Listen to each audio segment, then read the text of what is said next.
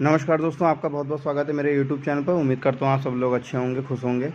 जैसा कि दोस्तों आप सब लोगों ने देखा होगा थंबनेल पे कि आज की कहानी मोहब्बत की खातिर पाकिस्तान से आई सीमा हैदर की कहानी है, जो कि आज के समय पे सचिन के साथ हमारे ही देश में रह रही है। दोस्तों आज के समय में बात करें तो मुझे लगता है कि हमारे देश का हर दूसरा शख्स यही जानने की कोशिश कर रहा है कि क्या सच में सीमा हैदर अपने प्यार को पाने के लिए पाकिस्तान से भारत चली आई, या इसमें पाकिस्तान का कोई षड्यंत्र है या कोई चाल है। क्या सीमा सही में सचिन से प्यार करती है, या सीमा का कोई सीमा की कोई चाल है और पाकिस्तान की कोई ये जासूस है। दोस्तों आज के तारीख में अगर बात करी जाए तो आज की तारीख में सभी लोगों के मन में हमारे देश के हर दूसरे शख्स के मन में यही बात चल रही है कि सीमा हैदर कौन है, सीमा हैदर की सच्चाई क्या है, क्या उसकी पाक मोहब्बत है कि खाक मोहब्बत है। यही जानने की आज कोशिश करेंगे दोस्तों आज की कहानी में। क्योंकि किसी को ये जो सीमा हैदर जो भारत से चली आई, भारत में चली आई पाकिस्तान से, इस चीज़ का विश्वास लोगों को इसलिए भी नहीं होता है क्योंकि किसी को भी इस बात पर विश्वास नहीं हो रहा है कि आज के समय में कोई महिला, कोई शादीशुदा महिला अपने 4 बच्चों के साथ इस तरह अपने पति को छोड़कर, जो कि सऊदी अरब में काम कर रहा था, पति को छोड़कर पाकिस्तान जैसे देश में भारत चली आएगी सिर्फ़ किसी दूसरे शख्स से मोहब्बत की खातिर।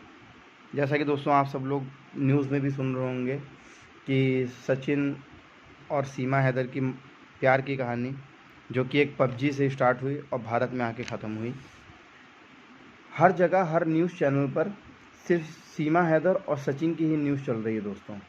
और इस न्यूज़ को इसलिए भी बढ़ा चढ़ा कर दिखाया जा रहा है क्योंकि न्यूज़ भारत और पाकिस्तान से ताल्लुक़ रखती है, जो कि पहले के समय में भारत पाकिस्तान सब एक था, लेकिन 1986 1946 या 1947 में भारत पाकिस्तान अलग हो गया। तो इसलिए भी इस न्यूज़ को ज़्यादा बढ़ा चढ़ा कर दिखाया जा रहा है, ज़्यादा हाइक दी जा रही है, क्योंकि ये कहानी जो है भारत और पाकिस्तान को एक दूसरे से मिलाती है, क्योंकि सीमा हैदर पाकिस्तान की रहने वाली और सचिन भारत का रहने वाला। तो चलिए दोस्तों आगे का जानते हैं कि आइए समझते हैं दोस्तों कि सच में सच क्या है और झूठ क्या है। सीमा हैदर, अगर बात करी जाए सीमा हैदर की, तो सीमा हैदर पाकिस्तान के सिंध प्रांत की रहने वाली है। एक गरीब परिवार की लड़की, माँ की मौत पहले ही हो चुकी थी। वह अपने पिता, भाई और बहनों के साथ रहती थी।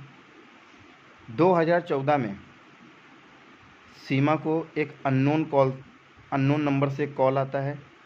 एक शख्स जिसका नाम गुलाम हैदर है, वो कॉल करता है।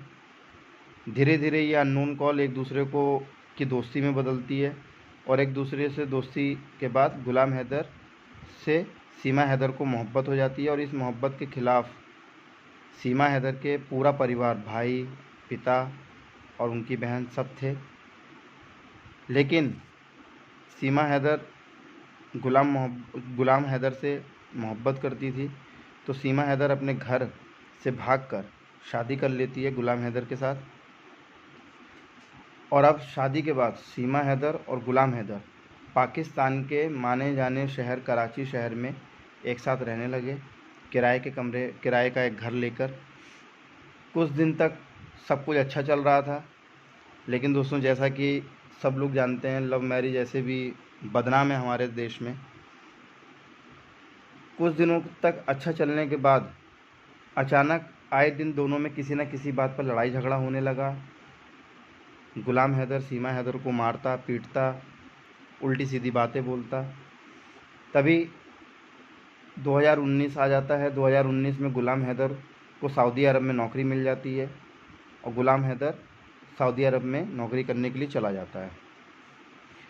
वहाँ आमदनी अच्छी होने लगी पाकिस्तान की अपेक्षा में। गुलाम हैदर की जब सऊदी अरब में नौकरी लगी तो वहाँ आमदनी अच्छी होने लगी गुलाम हैदर की। गुलाम हैदर हर महीने सीमा हैदर के पास अच्छे खासे पैसे भेजने लगा। उन्हीं पैसों से सीमा हैदर अपना घर चलाती और सऊदी अरब जाने से पहले सीमा हैदर को 4 बच्चे हो चुके थे, उनका पालन पोषण करती थी और उसी पैसों से अपना खर्च निकाल कर जैसे तैसे सेविंग करती और सेविंग के ही पैसों से धीरे धीरे उसने अपने गांव में जाकर एक घर ले लिया, एक घर खरीदा। लेकिन फिर भी उस घर में वो ना रहकर किराए के घर में रहती थी और अपने घर को किराए पे चढ़ा दिया था ताकि थोड़ी सी आमदनी और होने लग जाए।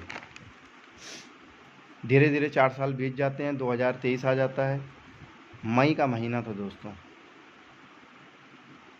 एक दिन गुलाम हैदर अपनी पत्नी यानी सीमा हैदर को कॉल करता है।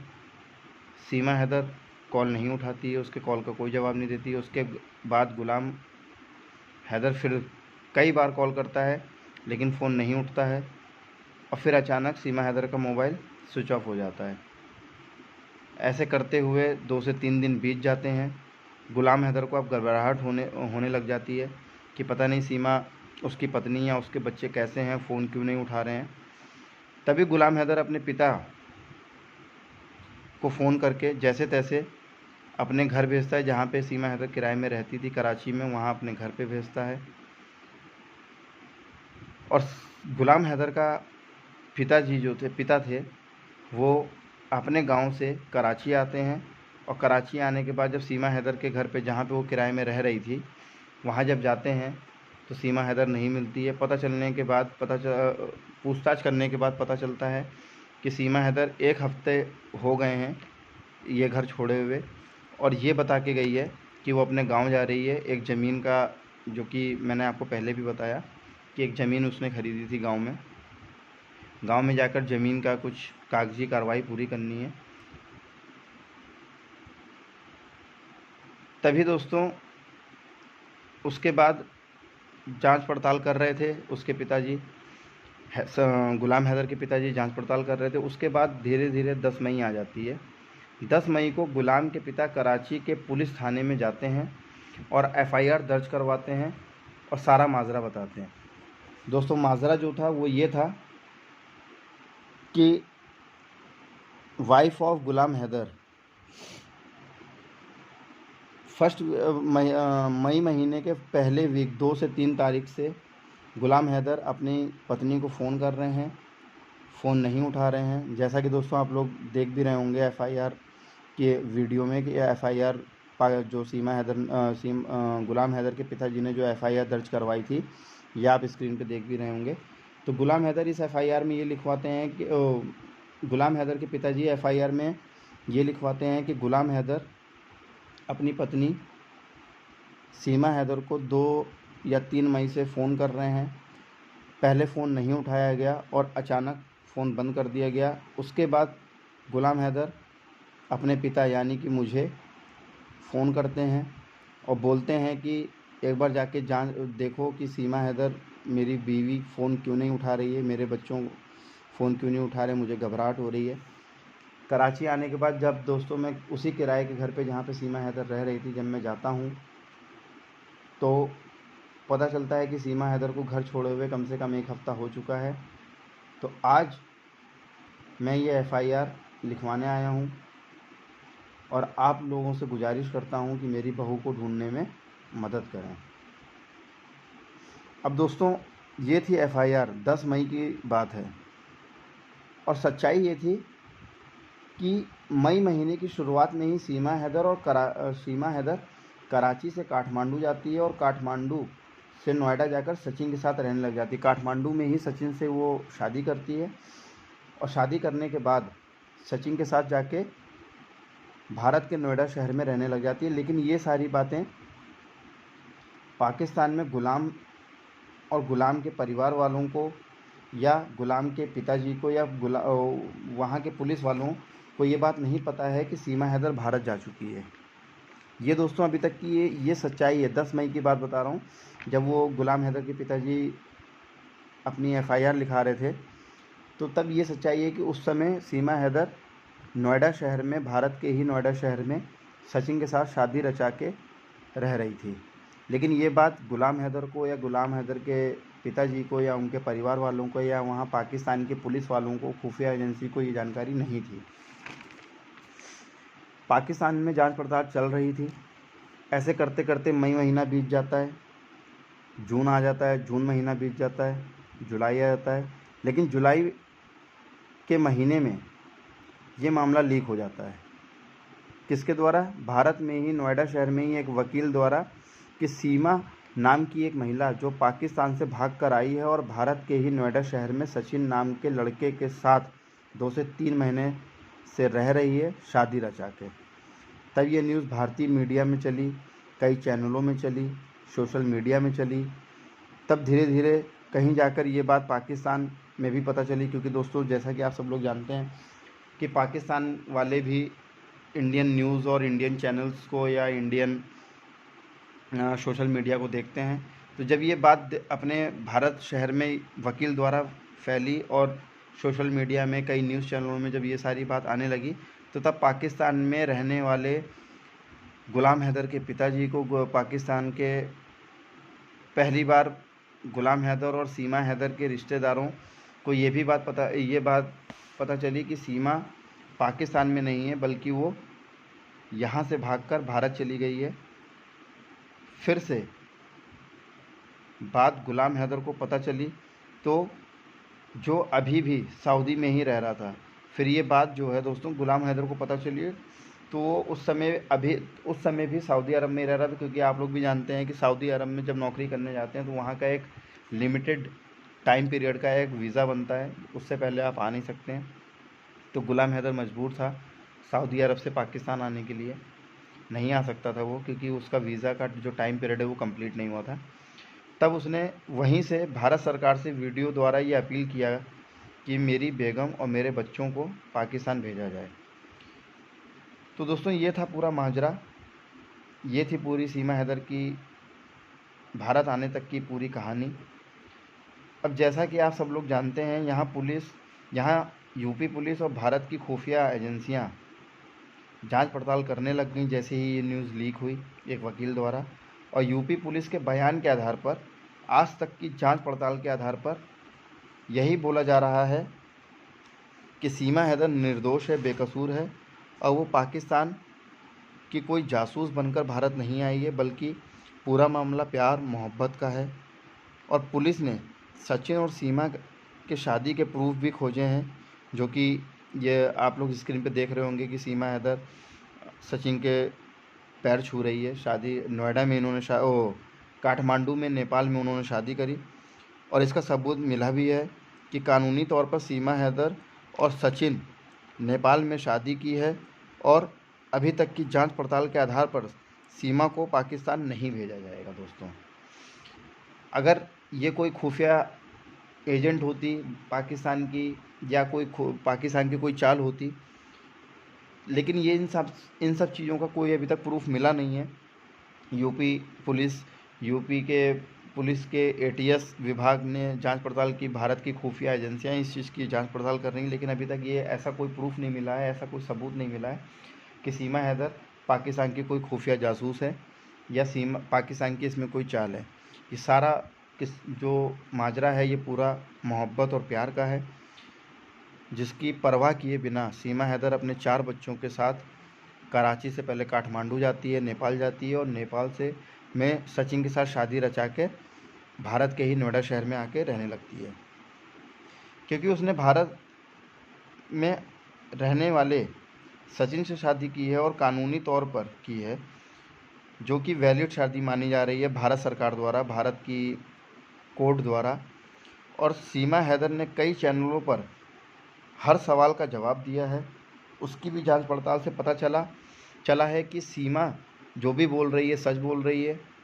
तो दोस्तों अभी तक के जांच से तो सीमा हैदर को राहत मिली हुई है, क्योंकि सीमा हैदर ने भी भारत सरकार से ये निवेदन किया है कि मुझे पाकिस्तान ना भेजा जाए, वरना वहाँ के लोग मुझे पत्थरों से मार डालेंगे।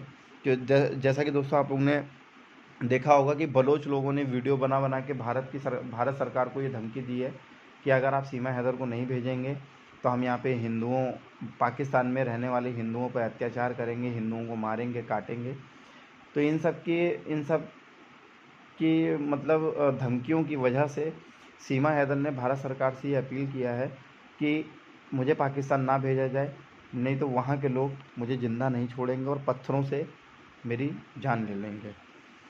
तो फ़िलहाल अभी तक की सारी जांच पड़ताल सीमा हैदर के पक्ष में गई है और ये उम्मीद भी लगाई जा रही है कि सीमा हैदर को भारतीय नागरिकता मिल जाएगी, क्योंकि उसने भारतीय नागरिक सचिन से शादी की और वो भारत में ही रहेगी। क्योंकि हमारे देश के जो हमारे देश के लोग हैं, हम भारतीय लोगों का सीमा को पूरा सपोर्ट है, वो सपोर्ट कर रहे हैं। और हमारे देश का दोस्तों इतना मतलब हमारा देश है ही इतना प्यारा दोस्तों कि कोई भी यहाँ पे रहने के लिए आ सकता है और यहाँ पे आसानी से उसको नागरिकता मिल जाती है। तो दोस्तों ये थी पूरी आज तक की पूरी कहानी। और आज तक की जांच पड़ताल से यही पता चलता है कि सीमा हैदर कोई पाकिस्तान की जासूस नहीं है, कोई खुफिया एजेंसी की चाल नहीं है, पाकिस्तान की कोई चाल नहीं है। तो अभी तक की जांच पड़ताल से यही साबित होता है कि सीमा हैदर को पाकिस्तान नहीं भेजा जाएगा और बहुत ही जल्द सचिन, यानी कि जो उसका वर्तमान का जो पति है, वो बहुत ही जल्दी सीमा हैदर को भारतीय नागरिकता दिलाएगा। और मेरा ये मानना है, मैं नहीं जानता हूँ कि और लोगों का क्या मानना है, लेकिन मेरा मानना ये है कि ये एक सच्ची मोहब्बत है। भले चाहे एक शादीशुदा महिला पाकिस्तान से आई है, 4 बच्चों के साथ आई है, लेकिन ये एक सच्ची मोहब्बत है। और मेरा पर्सनल व्यू यही है कि सीमा हैदर को पाकिस्तान ना भेजा जाए और उसको भारतीय नागरिकता दी जाए। क्योंकि दोस्तों इन्हीं सब चीज़ों से हम लोग जुड़े हुए हैं, इन्हीं सब चीज़ों से पाकिस्तान और भारत की जो एक मतलब जो कड़वाहट है वो धीरे धीरे कम होगी। मैं इसलिए नहीं बोल रहा हूँ कि सीमा हैदर यहाँ भाग के आई। अगर हमारे यहाँ से भी कोई अगर पाकिस्तान जाता और इसी तरीके से पाकिस्तान वाले या पाकिस्तान की जो जनता है और पाकिस्तान की जो सरकार है, अगर वो इसी तरीके से हमारे बहू बेटियों को मतलब सपोर्ट करते, आदर करते, तो भी मैं यही बात बोलता दोस्तों। तो दोस्तों ये थी सीमा हैदर की पूरी कहानी, वो कैसे पाकिस्तान आई, आज तक की जांच पड़ताल जो हुई है, जितने भी इंटरव्यूज़ हुए हैं, सारे इंटरव्यूज़ में सीमा हैदर ने हर चीज़ों का जवाब दिया है, हर प्रश्न का जवाब दिया है। और उन सब जवाबों का भारत की खुफिया एजेंसियाँ, भारत की police, Noida police, UP police जांच पड़ताल कर रही है और हर चीज़ का सबूत मिल रहा है। तो मेरे उम्मीद से तो यही लगता है कि सीमा हैदर को भारत की नागरिकता देनी चाहिए। दोस्तों आप लोग कमेंट करके ज़रूर बताइएगा कि क्या सीमा हैदर सही है या पाकिस्तान की इसमें कोई चाल है या वो पाकिस्तान की कोई खुफिया एजेंट है। मुझे कमेंट करके ज़रूर बताइएगा। उम्मीद करता हूँ आप लोगों को ये वीडियो कहानी अच्छी लगी होगी। अगर कहानी अच्छी लगी हो तो प्लीज़ चैनल को सब्सक्राइब कीजिए, वीडियोज़ को लाइक कीजिए, शेयर कीजिए, अपना प्यार दीजिए मुझे, ताकि मैं इसी तरीके की कहानियाँ आपके लिए लाता रहूँ। और बहुत ही जल्द मैं आपके लिए दूसरी कहानी लेके आऊँगा। तब तक के लिए धन्यवाद।